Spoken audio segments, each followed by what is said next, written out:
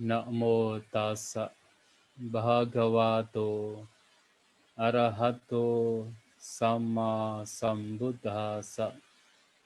Namo tassa bhagavato arahato sama sambuddhassa. Namo tassa bhagavato arahato sama sambuddhassa. Kalena dhammasawanang itam manggalamuttamang. Mendengarkan dhamma pada saat yang sesuai, itulah berkah utama.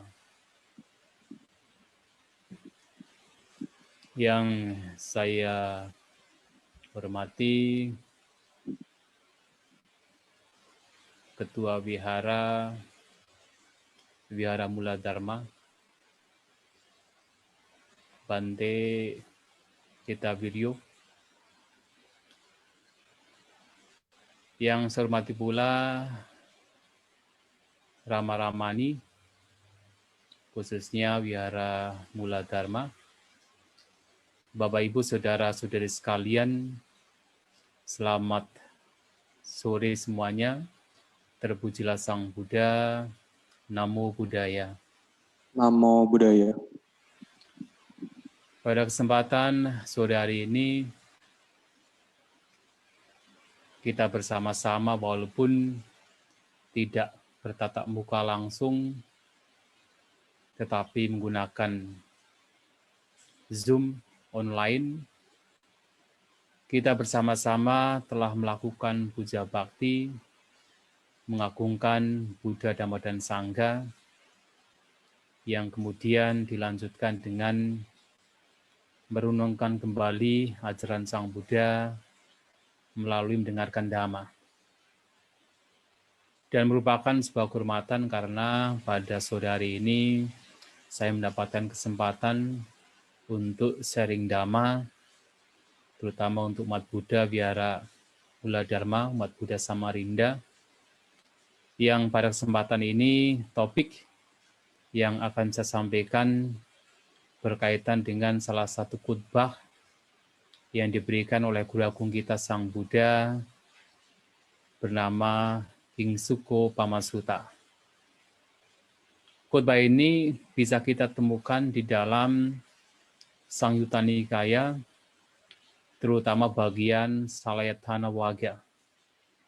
Nah, salah satu khutbahnya disebut Kingsuko Pamasutta, atau khutbah tentang perumpamaan pohon Kingsuka. Bapak Ibu Saudara-saudari sekalian, seperti yang kita ketahui bersama bahwa salah satu hal yang boleh dikatakan menarik dan juga membedakan antara ajaran Buddha dengan ajaran lain adalah dalam ajaran Buddha, dalam agama Buddha, kita boleh dikatakan diberi kebebasan berpikir. Kita diberi kebebasan untuk memiliki free thinking, kebebasan berpikir berkaitan dengan ajaran Sang Buddha. Artinya, kita dibebaskan untuk menyelidik. Tidak hanya sekedar percaya dengan apa yang disampaikan oleh Sang Buddha, apa yang tertulis di dalam Tipitaka, tetapi kita diberi kebebasan untuk menyelidik, untuk menganalisa, menyelidik, dan juga untuk membuktikan melalui praktek.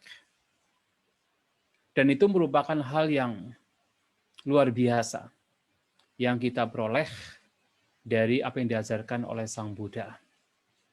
Bahkan Sang Buddha sendiri mengajak kita semua, mengajak pada siswa beliau untuk selalu menyelidik terhadap apapun yang disampaikan oleh Sang Buddha sendiri harus diselidik.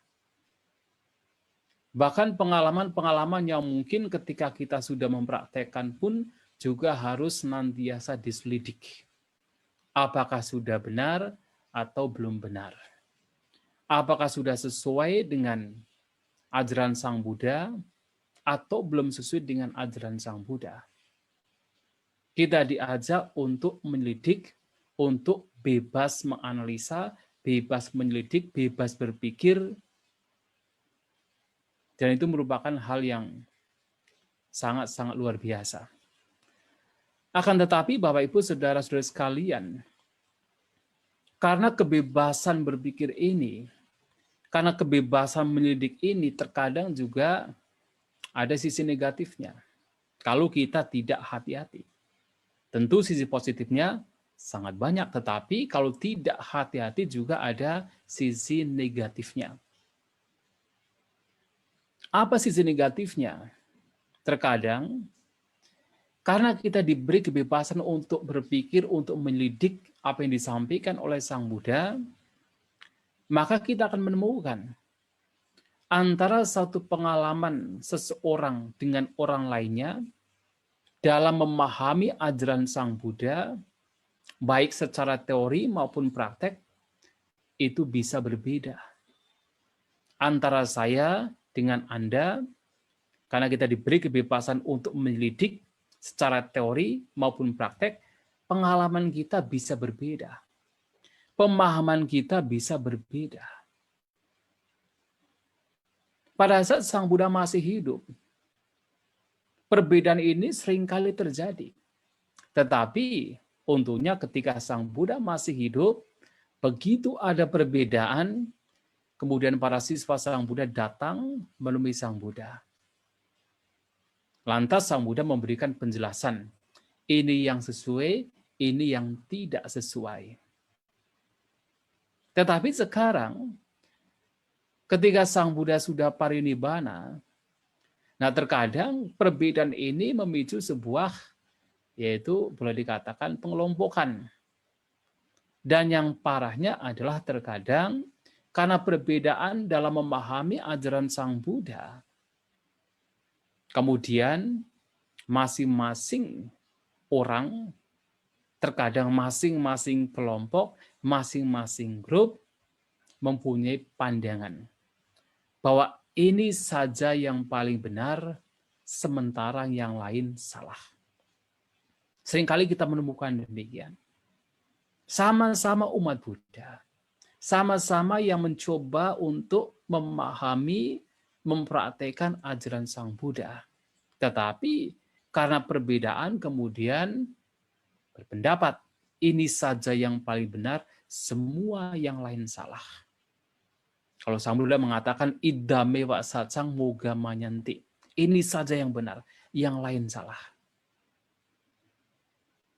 Apalagi sekarang kita, ya, dengan keberadaan media sosial, kita mendapatkan, ya kita bisa mengakses berbagai macam ajaran Sang Buddha dengan sangat mudah.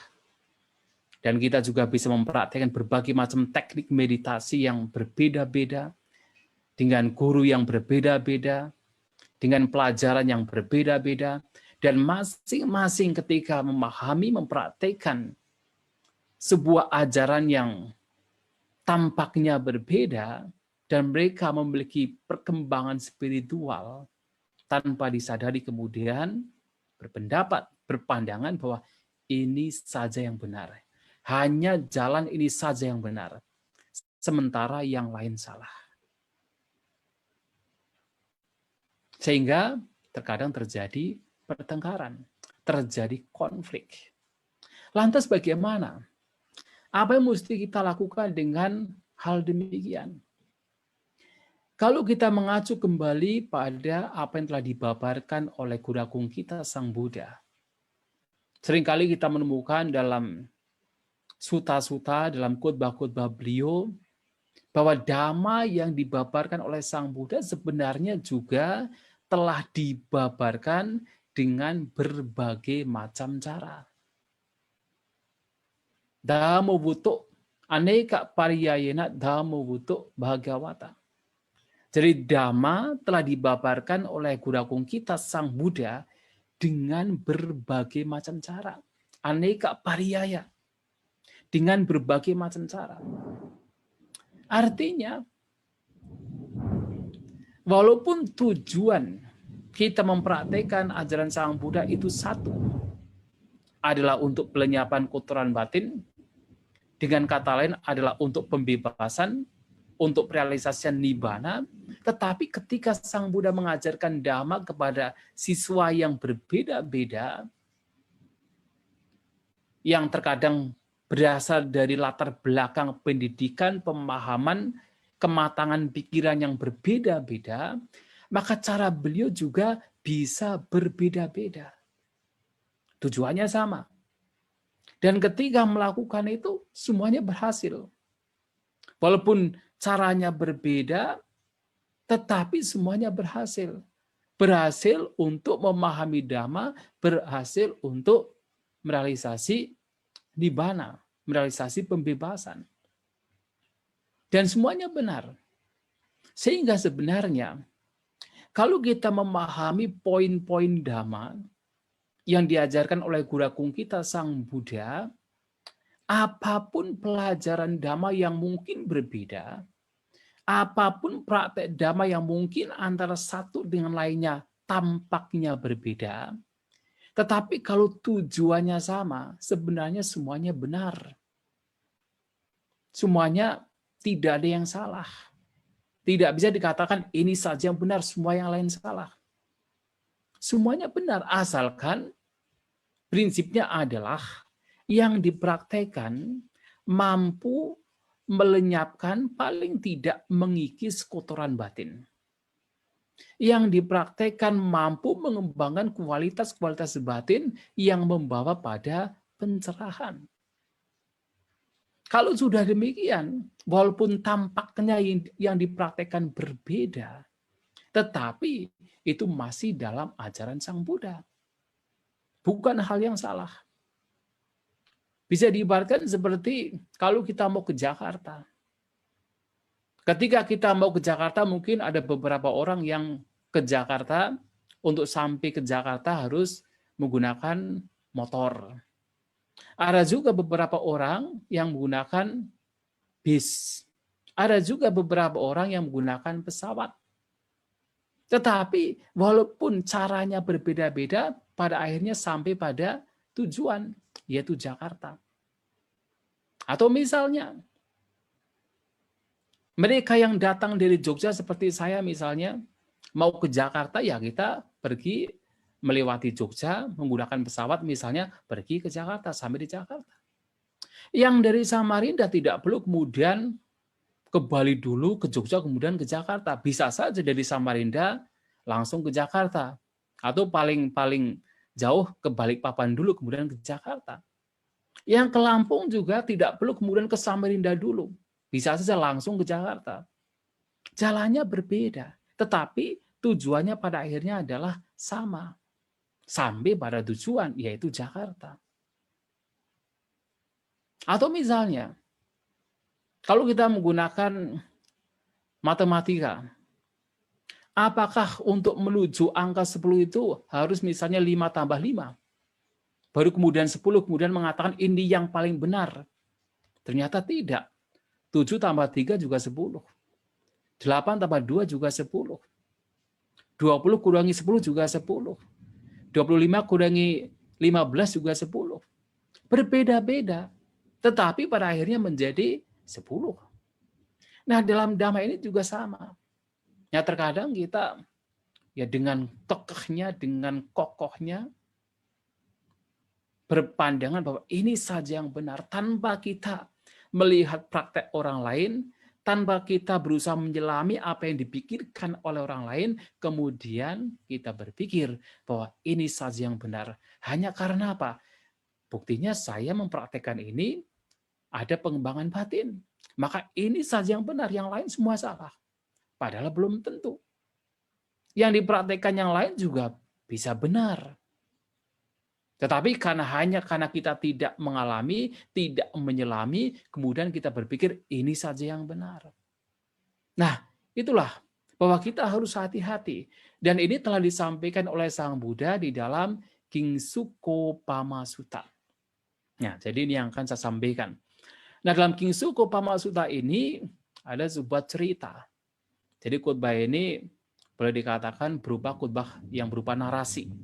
Artinya khutbah yang isinya itu ada cerita. Cerita yang kemudian ada dialog antara Sang Buddha dengan seorang biku, seorang siswa beliau.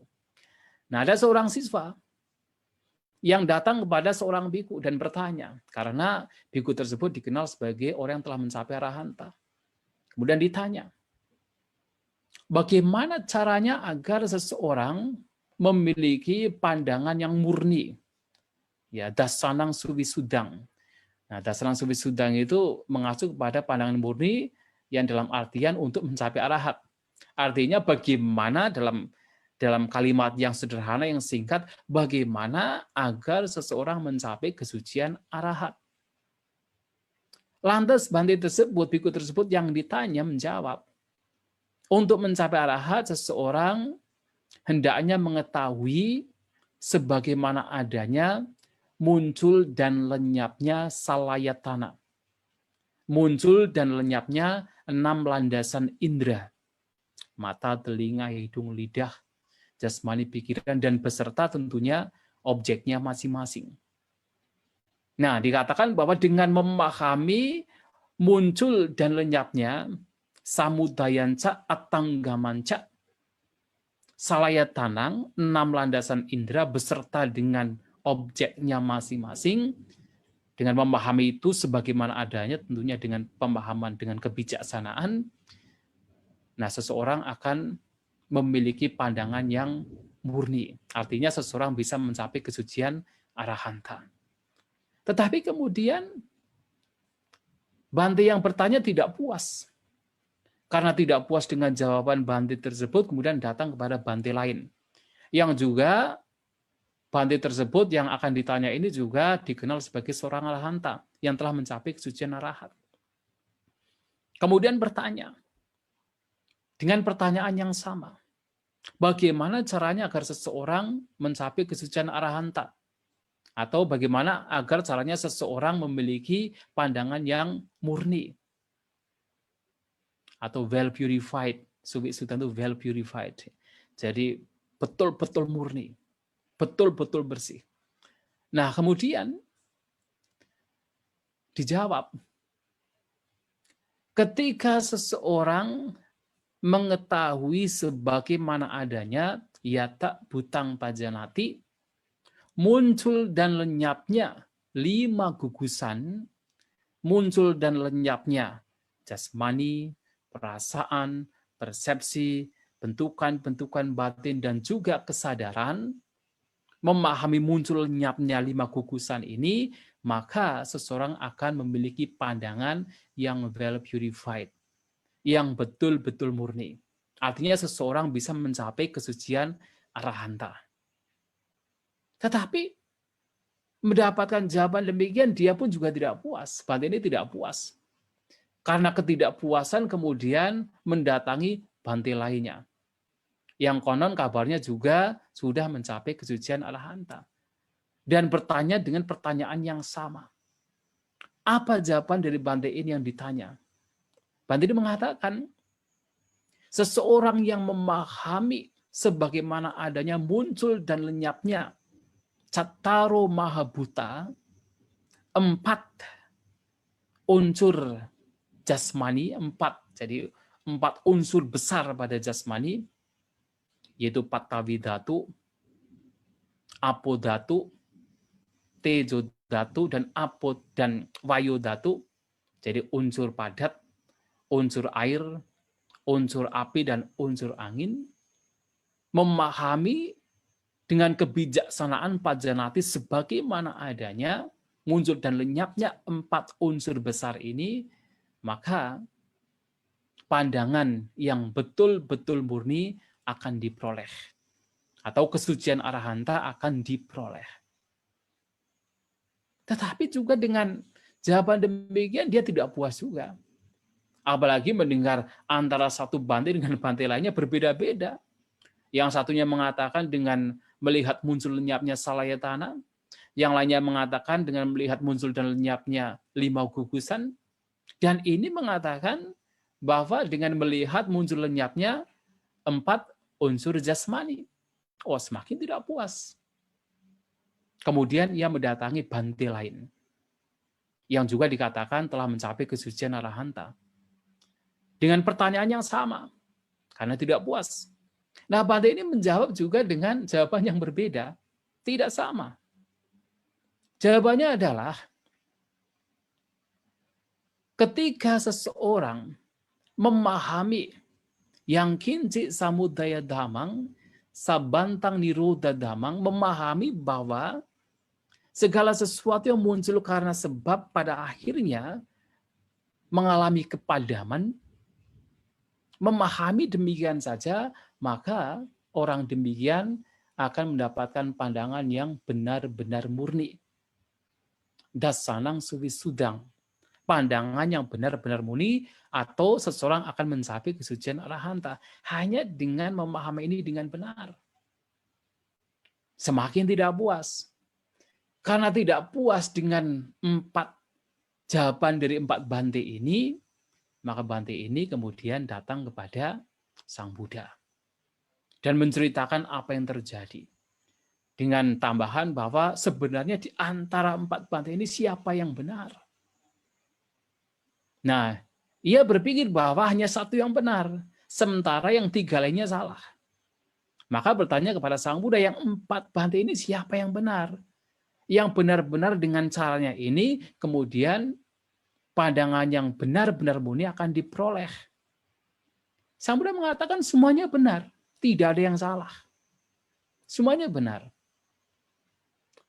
Bante yang mengatakan bahwa dengan melihat muncul dan lenyapnya salayatana, 6 landasan indera, juga benar. Karena pengalaman dari Bante ini pada saat mencapai kesucian arahanta adalah dengan menjadikan salayatana ini sebagai objek meditasinya. Dan Bante yang mengatakan bahwa dengan melihat muncul lenyapnya 5 gugusan sebagai jalan yang membawa kepada pencerahan, membawa kepada kesucian arahanta, itu juga benar. Karena Bante ini pun juga menekankan untuk memahami dengan kebijaksanaannya dengan melihat muncul dan lenyapnya 5 gugusan. Juga benar. Dan Bante yang mengatakan bahwa dengan melihat 4 unsur padat, 4 unsur jasmani, unsur padat, unsur air, api, dan juga angin, melihat muncul lenyapnya 4 unsur ini juga benar. Dengan cara ini pun juga membawa kepada pencerahan. Dan bahkan ketika seseorang sekedar memahami yang kinci samudaya damang sabantang niroda damang, melihat bahwa apapun yang muncul karena sebab, karena kondisi, pasti mengalami kepadaman, itu juga benar. Jadi Sang Buddha mengatakan bahwa keempatnya tidak ada yang salah. Nah, tetapi terkadang kita berpikir bahwa hanya satu saja yang benar. Apalagi yang kampanye masih dalam tahapan teori. Nah, kemudian berpikir hanya satu saja yang benar. Padahal kesemuanya benar, kesemuanya membawa kepada pencerahan. Nah, kemudian untuk melihat hal ini, Sang Buddha memberikan sebuah perumpamaan. Jadi, diberikan perumpamaan pohon kingsuka. Jadi ada seseorang bertanya kepada 4 orang yang berbeda. Pohon kingsuka itu seperti apa? Nah, kemudian seseorang yang ditanya, orang pertama ketika ditanya demikian mengatakan, pohon kingsuka itu seperti tonggak hitam, tonggak kayu hitam yang seperti arang. Nah, jadi dia mengatakan bahwa pohon kingsuka itu seperti tonggak kayu hitam, hitam seperti arang. Nah, tetapi kemudian bertanya kepada orang kedua, karena orang ini tidak puas, maka bertanya kepada orang kedua, sebenarnya pohon kingsuka itu seperti apa? Nah, orang kedua dengan pengalaman yang berbeda mengatakan, oh, pohon kingsuka itu merah seperti daging. Wah, beda sekali. Yang satunya mengatakan hitam seperti arang, yang satunya mengatakan merah seperti daging. Wah, beda sekali. Karena tidak puas kemudian datang kepada yang lain, bertanya hal yang sama. Nah, yang lain mengatakan, oh, pohon kingsuka itu seperti pohon akasia, kulitnya itu pecah-pecah. Wah, tambah tidak puas lagi dengan jawaban yang berbeda sekali. Kemudian bertanya kepada orang keempat. Orang keempat ini menjawab, oh, pohon kingsuka itu seperti pohon nigroda, seperti pohon beringin, rimbun, daunnya tebal. Wah, tidak puas dengan jawaban 4 orang yang berbeda. Menunjukkan satu pohon dengan 4 jawaban yang berbeda, wah, tambah bingung. Tetapi sebenarnya keempat jawaban ini benar. Mengapa? Karena masing-masing menjawab sesuai dengan pengalamannya. Seseorang yang mengatakan bahwa pohon kingsuka itu seperti tonggak kayu arang itu, nah, dikatakan karena dia itu melihat pohon kingsuka ketika masih kecil. Nah, dikatakan kalau masih kecil itu pohonnya itu seperti hitam seperti arang.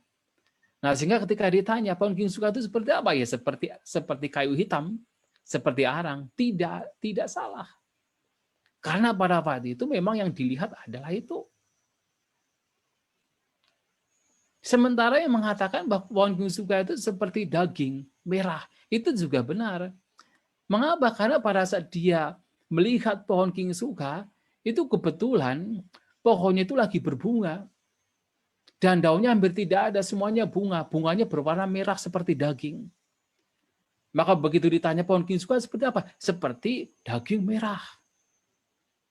Apakah salah? Tidak salah juga.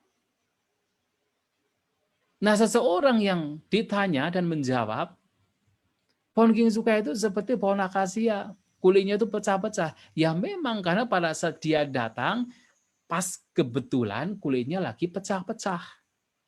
Seperti pohon akasia. Juga tidak salah juga.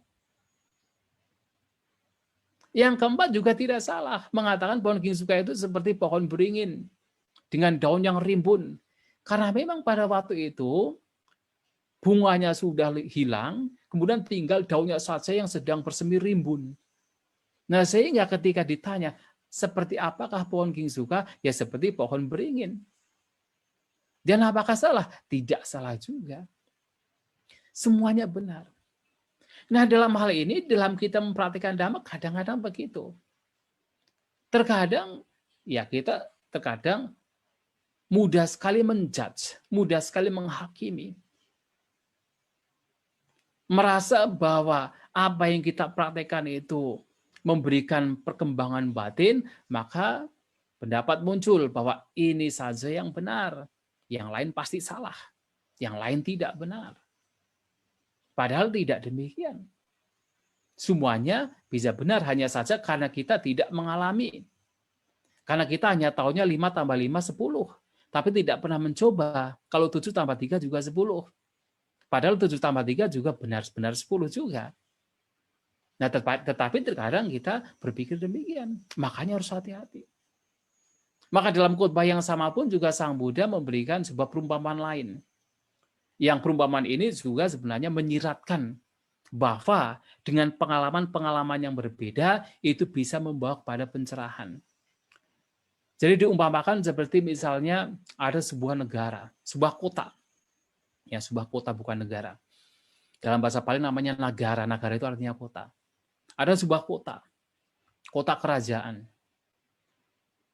Yang kota tersebut memiliki pagar yang tinggi. Tinggi, tebal, kuat, dan hanya memiliki 6 pintu gerbang. Kemudian di setiap pintu gerbang ada seorang penjaga pintu yang dia pandai, dia cerdas, tidak bermalas-malasan, awas, waspada. Kemudian di tengah kerajaan tersebut ada rajanya yang sedang duduk di pavilion segi 4. Dikatakan segi 4. Ya. Nah, kemudian ada 2 duta messenger, ya ada 2 duta yang datang dari 4 arah. Ya bisa melewati ya di 6 pintu gerbang tersebut. Ketika masing-masing misalnya yang 2 duta ini sepasang duta yang datang dari arah timur, kemudian datang melewati 1 pintu gerbang. Kemudian bertanya kepada penjaga pintu, itu rajanya di mana? Nah, penjaga pintu mengatakan, oh rajanya di sana, di tengah, sedang duduk di atas pavilion. Kemudian, ya sepasang duta yang datang dari barat juga datang melewati salah satu pintu gerbang, kemudian bertanya kepada penjaga di situ. Bertanya, di manakah sang raja sekarang berdiam? Oh, sekarang berdiam di tengah di pavilion sedang duduk.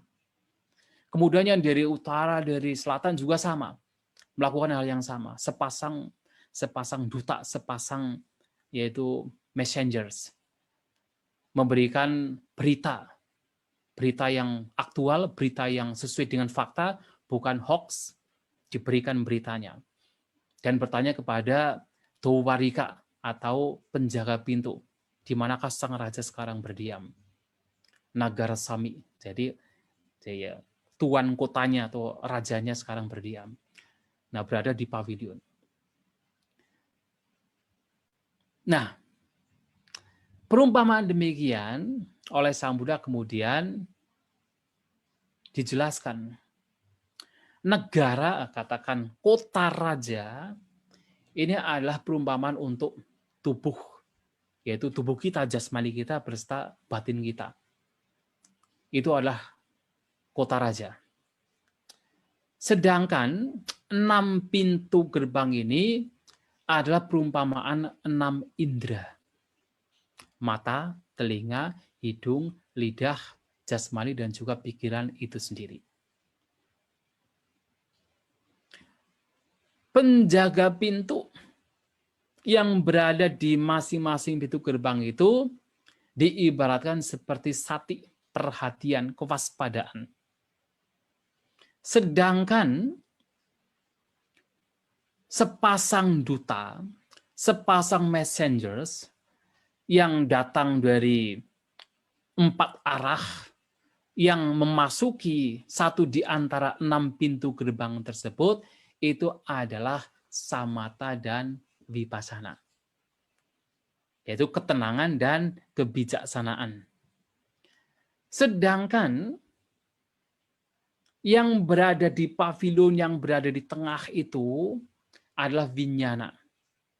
Nah, pavilion yang segi 4 itu juga dikatakan sebagai 4 unsur besar jasmani yang tadi telah saya sampaikan, yaitu Patawi Dhatu, Apo Dhatu, Tejo Dhatu, dan Vayu Dhatu. Itulah pavilion segi 4. Nah, maksudnya di sini adalah seseorang yang mempraktikkan Dhamma, mempraktikkan meditasi pengembangan batin, nah dia itu mengalami berbagai macam pengalaman melalui 6 indera kita, melalui 6 pintu gerbang ini. Mengalami berbagai macam pengalaman, apakah pengalaman mata, telinga, hidung, lidah, jasmani, dan juga pikiran itu sendiri. Nah, ketika mengalami berbagai macam pengalaman, maka pengalaman-pengalaman tersebut yang merupakan berita itu, pengalaman-pengalaman tersebut atau berita-berita itu ya kemudian dibawa oleh samatha dan vipassana. Atau dengan kata lain, pengalaman-pengalaman indera, 6 indera itu direspon menggunakan samatha dan vipassana, menggunakan ketenangan dan juga kebijaksanaan. Nah, ketika direspon dengan ketenangan dan kebijaksanaannya, maka di situ ketika memasuki salah satu pintu gerbang tersebut, maka di situ akan bertemu dengan sati, dengan perhatian. Ya, jadi penjaga pintu adalah sati, perhatian. Nah, perhatian ini yang membawa kepada vinyana. Nah, disinilah berita ini adalah berita nibbana, berita pembebasan. Artinya bahwa apapun pengalaman yang seseorang alami melalui 6 indera, apakah mata, telinga, hidung, lidah, jasmani, dan juga pikiran, yang kalau itu dialami dengan meresponnya, baik samatha dan vipassana, dan juga tentunya akan disaring dengan sati perhatian, itu bisa membawa kepada pencerahan. Tidak harus misalnya menggunakan nafas saja. Bahkan ketika melihat objek, kita melihat mata, melihat objek, itu pun kalau kemudian direspon dengan samatha dan vipassana, kemudian masuk dengan disertai dengan sati perhatian, yaitu bisa membawa kepada pencerahan. Bisa membawa kepada nibbana. Ya seperti misalnya ada sebuah contoh. Misalnya pada zaman Sang Buddha ada seorang bante bernama Nagasamala. Nah, Bante Nagasamala ini karena sudah lama beliau itu mempraktekkan meditasi menggunakan asubha. Jadi menggunakan yaitu objek sifat menjijikan dari jasmani. Nah, kemudian suatu kali ketika beliau sedang berpindah patah, kemudian bertemu dengan kerumunan. Kerumunan orang-orang yang sedang menari bernyanyi, yang di tengahnya itu ada seorang wanita cantik yang sedang ya seorang penari cantik di tengahnya itu. Kalau zaman sekarang itu namanya ronggeng, ya. Wah, mereka menari menyanyi begitu dimabukkan dengan penari yang cantik tersebut. Tetapi bagi Bante Nagasamala ini melihat objek itu dengan matanya, melihat objek penari tersebut, malahan bukan tertarik, malahan muncul sebuah sangvega. Muncul sebuah ketergugahan batin. Ketergugahan batin bahwa yang tampak, yang dilihat oleh orang biasa sebagai menyenangkan, sebagai hal yang memberikan kenikmatan bagi beliau, dilihat dari konteks asubha, melihatnya sebagai hal yang tidak menyenangkan, sebagai hal yang justru membahayakan, memunculkan kotoran batin, muncul sangvega. Nah, dari situlah muncullah ketenangan, muncullah kebijaksanaan, muncullah pelepasan. Dikatakan pada waktu melihat itu saja mencapai kesucian arahanta. Artinya apa? Objek yang dilihat oleh mata direspon dengan samatha dan vipassana. Yang kemudian itu menjadi apa? Jalan yang membawa kepada pencerahan. Ketika orang mendengar juga sama. Juga sama, makanya kan pada zaman Sang Buddha kan sering kali kita menemukan cerita-cerita ada seorang bante, seorang biku atau seorang rumah tangga saat mendengar dhamma kok bisa mencapai kesucian ya. Bisa mencapai kesucian Sotapanna dan sebagainya. Mengapa? Ya karena pada waktu itu meresponnya dengan apa? Dengan kebijaksanaan. Atau dengan kata lain dengan samatha dan vipassana. Seperti misalnya Bante Kundanya yang pertama mendengarkan khotbah 4 kebenaran mulia, Dhammacakkappavattana Sutta. Mendengarkan khotbah demikian muncullah Dhammacakku. Muncullah pemahaman yang kinjit samudaya dhamma sabbantang nirodha dhammang, mencapai kesucian Sotapanna. Yang lain-lain juga sama. Ada juga cerita pada zaman dulu tapi di Sri Lanka, dicatat di dalam kitab ulasan, kitab komentar. Nah, dikatakan ada seorang bante. Yang bante ini sebenarnya awalnya itu dia itu seorang pemburu. Pada saat dia berburu, ya pada saat dia itu masih sebagai berumah tangga berburu, dia tidak mendapatkan apa-apa. Kemudian masuk ke wihara. Sampai di wihara karena begitu haus mencari air minum. Tetapi tidak ditemukan air minum. Sampai dia itu ya menyumpai para bante, para biku yang ada di wihara tersebut. Kenapa? Wihara sebesar ini kok tidak ada air minum sama sekali. Kemudian kepala wihara datang. Wah, kepala wihara juga kaget.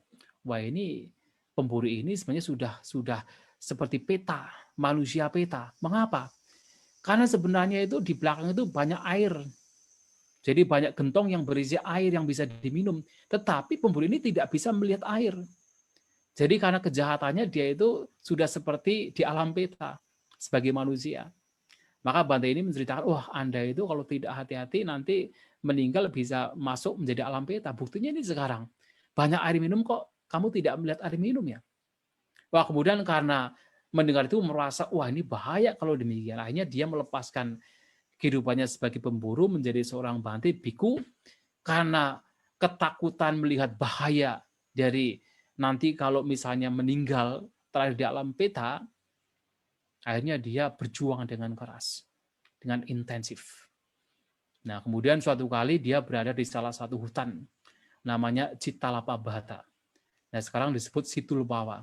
Zaman sekarang dulu namanya Citalapabhata. Nah, dengan setiap pagi meditasi dengan keras. Nah, suatu kali pada pagi hari, ketika ia bermeditasi, rasa ngantuk muncul. Nah, ketika ngantuk muncul, kemudian apa yang ia lakukan? Jadi dia duduk, kemudian kakinya dikasih air. Kemudian di atas kepalanya membuat yaitu satu ikat jerami, kemudian dikasih air. Supaya apa? Supaya tidak ngantuk.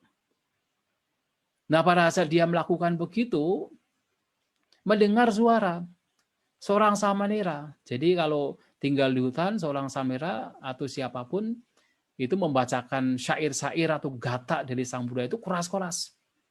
Jadi yang lain bisa mendengar juga. Nah, dari lembah lain, suara sambil itu kedengar lagi membacakan satu syair.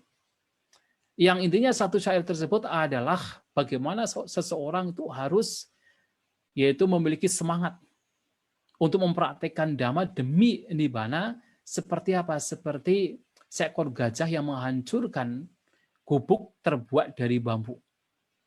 Artinya gajah itu ya begitu mudahnya menghancurkan gubuk terbuat dari bambu. Nah, seperti itu adalah seseorang harus mempraktekkan dhamma dengan semangat. Nah, mendengar begitu, ya berpikir, wah itu yang disampaikan oleh Sang Buddha, karena itu adalah gata yang diberikan oleh Sang Buddha, yang secara turun-temurun kita masih bisa melihatnya, itu sesuai dengan apa yang saya alami. Nah, begitu mendengar demikian, wah muncul apa? Muncul kegiuran, muncul piti. Begitu muncul piti, ya muncul ketenangan, muncul samatha. Dari samatha inilah kemudian dibawa kepada yaitu vipassana untuk melihat ketidakkekalan dari segala fenomena. Nah, pada waktu itu saja ia mencapai kesucian arhanta. Dari mana? Dari pertama mendengar. Bisa karena melihat, bisa karena mendengar, bisa karena mencium, bisa karena merasakan, dan sebagainya. Artinya apa? Apapun pengalaman yang dialami oleh seseorang, ketika direspon dengan yaitu samatha dan vipassana bisa membawa kepada pencerahan. Nah, sehingga kita tidak bisa mengatakan bahwa ketika hanya karena kita mengalami sesuatu kemudian kita berpikir ini saja yang benar, yang lain salah, belum tentu.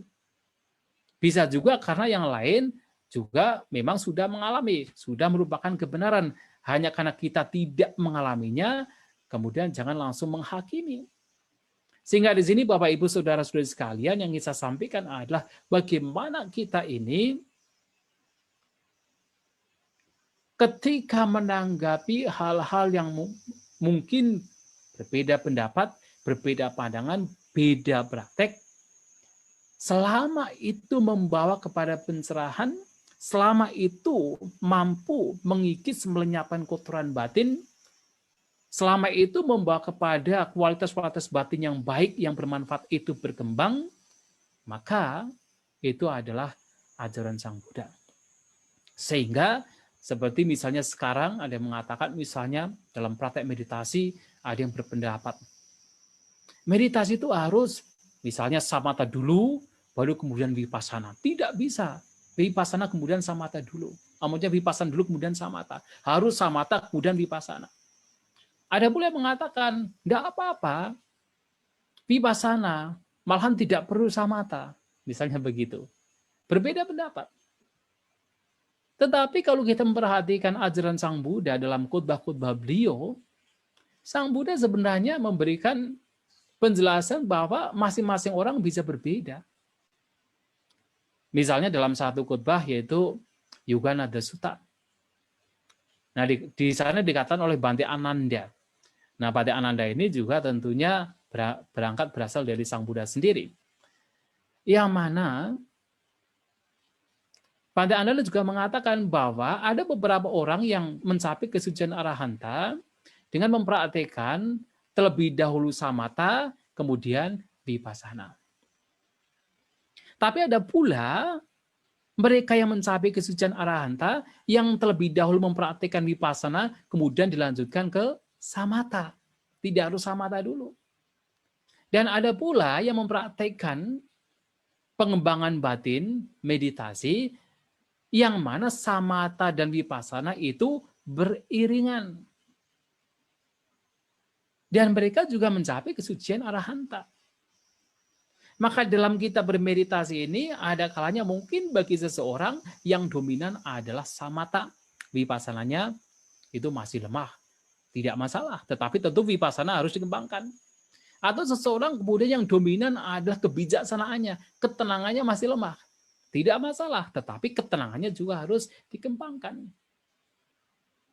Nah, ini juga disampaikan oleh Guru Agung kita Sang Buddha dalam Pattama Samadhi Sutta. Dia mengatakan begini, ketika orang mempraktikkan meditasi pengembangan batin, seperti yang tadi saya sampaikan, ada seseorang yang mengalami melalui pengalamannya sendiri bahwa samatanya ini berkembang, tetapi vipassananya tidak berkembang. Maka orang demikian dianjurkan untuk mengembangkan vipassana. Tetapi ada juga seseorang yang mengembangkan batinnya, ternyata samatanya tidak berkembang, vipassananya berkembang. Maka anjuran Sang Buddha adalah samatanya juga harus dikembangkan. Ada juga seseorang ketika mengembangkan batin, kedua-duanya tidak berkembang. Baik samatha dan vipassana tidak berkembang. Maka nasihat Sang Buddha adalah orang demikian harus mempunyai semangat yang ekstra untuk mengembangkan keduanya. Jadi diibaratkan seperti kalau seseorang mengenakan pakaiannya terbakar, maka dia harus cepat-cepat, harus buru-buru melepaskan pakaiannya. Kalau tidak membahayakan. Nah seperti itu orang yang dalam praktek meditasi, oh ternyata keduanya tidak berkembang, maka harus cepat-cepat menggunakan kekuatan semangat yang ekstra untuk mengembangkan keduanya. Nah yang keempat dikatakan, kalau kemudian dalam pengembangan batin ini samatha dan vipassananya itu sudah berkembang, maka Sang Buddha mengatakan gunakan keduanya untuk pelenyapan kotoran batin. Nah sehingga di sini artinya dalam proses pengembangan batin masing-masing bisa berbeda-beda. Bisa berbeda-beda. Tetapi pada akhirnya tujuannya adalah sama. Tujuannya adalah untuk pelenyapan kotoran batin. Tujuan seseorang misalnya, beberapa orang misalnya ke Jakarta, caranya bisa berbeda-beda seperti tadi yang saya sampaikan. Ada yang dari Jogja kemudian langsung ke Jakarta, yang Samarinda juga bisa langsung ke Jakarta, yang Lampung bisa langsung ke Jakarta. Tidak perlu muter-muter. Yang mau ke Jakarta dari Lampung ke Samarinda dulu, ke Jogja kemudian ke Jakarta. Tidak perlu. Bisa berbeda-beda. Tetapi pada akhirnya tujuannya adalah bagaimana batin yang dikembangkan ini adalah untuk pelenyapan kotoran batin. Nah, itulah Bapak Ibu Saudara-saudari sekalian, bahwasanya dalam kita memahami ajaran Sang Buddha, memang sangat baik bahwa kita itu diberi, katakan oleh Sang Buddha, kesempatan untuk memiliki free thinking, untuk memiliki kebebasan berpikir, dan tidak hanya kebebasan berpikir, kebebasan menyelidik, dan juga kebebasan untuk praktek juga diberi kesempatan, diberi peluang oleh Sang Buddha, tidak hanya sekedar percaya. Tetapi dalam hal ini pun juga kita harus hati-hati, bahwasanya apa yang kita alami sebagai sebuah kebenaran, itu belum tentu sebagai satu-satunya kebenaran. Dalam artian, yang orang lain mengalami juga itu bisa merupakan kebenaran, hanya saja karena kita tidak mengalaminya, jangan kemudian kita langsung memberikan sebuah keputusan, menghakimi bahwa itu salah. Yang benar cuma saya saja, yang lain salah. Tidak demikian. Ya, sehingga poin-poin penting, prinsip-prinsip penting, ya perlu kita pahami, dalam artian adalah setidaknya kita memahami bahwa apapun praktek Dhamma, kalau itu adalah memang untuk melenyapkan kotoran batin, maka itu masih dhamma. Walaupun mungkin prakteknya yang kita lakukan itu bisa berbeda dari orang tersebut. Itulah Bapak Ibu Saudara-saudari sekalian yang ingin saya sampaikan pada kesempatan sore hari ini menjelang malam. Semoga apa yang disampaikan bisa dipahami, semoga kita semua maju dalam dhamma, sabisata bhavantu sukhitata, semoga semua makhluk berbahagia.